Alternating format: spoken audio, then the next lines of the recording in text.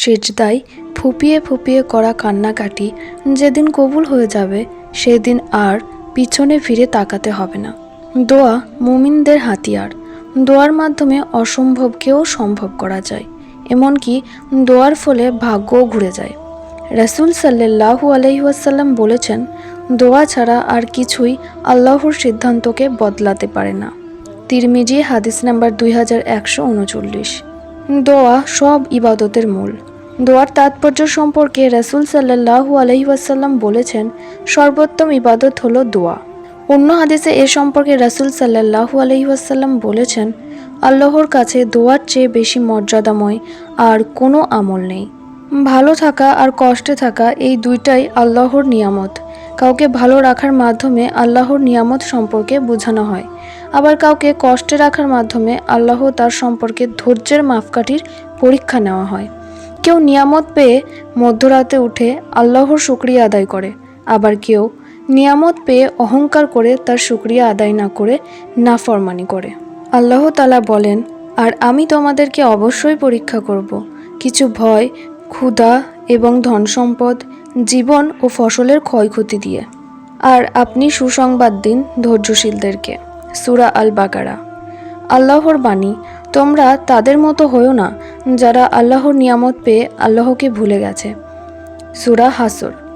সত্যিকারের সফল তো সেই যে কিনা কষ্টের মধ্যেও আল্লাহকে অধিক ভয় করে, যে কষ্টের মাধ্যমে ধৈর্য ধারণ করে। আল্লাহ তাকেই মূল সাফল্য বলে ঘোষণা দিল। আপনি যখন বলেন যে হে আল্লাহ, আমার জীবনে অনেক কষ্ট, আল্লাহ বলেন, নিশ্চয়ই কষ্টের সাথে আছে স্বস্তি। আপনি যখন বলেন হে আল্লাহ, আমার সাথে কেউ নেই, আল্লাহ বলেন, ভয় করো না, আমি তোমার সাথে আছি। আপনি যখন বলেন হে আল্লাহ, আমার জীবনে খুশি নেই, আল্লাহ বলেন, শীঘ্রই তোমার রব এত বেশি দিবেন যে তুমি খুশি হয়ে যাবে। আপনি যখন বলেন হে আল্লাহ, সুখ কখন আসবে, আল্লাহ বলেন, কষ্টের পরেই সুখ আসবে। কষ্টে থাকলেও আলহামদুলিল্লাহ, সুখে থাকলেও আলহামদুলিল্লাহ বলা উচিত। আল্লাহ আপনার ডাক অবশ্যই শুনবেন। আল্লাহ তো কোরআনে বলেছেন, তোমরা ধৈর্য ও সালাতের মাধ্যমে আমার কাছে সাহায্য প্রার্থনা করো। সুতরাং অতিরিক্ত চিন্তা করা বন্ধ করুন, একটি গভীর শ্বাস নিন এবং আলহামদুলিল্লাহ বলুন। মনে রাখবেন, খারাপ সময়ও একটা নিয়ামত, এতে আল্লাহর কাছাকাছি যাওয়া যায়। শুধু ভরসা রাখুন আল্লাহর উপর, শীঘ্রই সব ঠিক হয়ে যাবে ইনশাআল্লাহ। চলুন আপনাদেরকে এক বোনের লেখা বাস্তব জীবনের দোয়া কবুলের গল্প শোনাই। উনি লিখেছেন, সত্যি আল্লাহ চাইলে সব সম্ভব। আমার এক বান্ধবী, আমাদের একই সালে বিয়ে হয়। বিয়ের 2 বছর অবধি বাচ্চা নেওয়ার চেষ্টা করেছিল, তো ট্রিটমেন্ট নিয়েও হচ্ছিল না। শেষে ডাক্তার পরীক্ষা করে জানতে পারে AMH লেভেল 00, মানে সে কখনোই মা হতে পারবে না, যার জন্য তার 2 বছরের সংসার বিচ্ছিন্ন। ডিভোর্সের 1 বছর পর তাকে এক ছেলে পছন্দ করে এবং জেনে শুনেই বিয়ে করে। সব কিছু জেনে, সে যে মা হতে পারবে না জেনেই বিয়ে করেছে।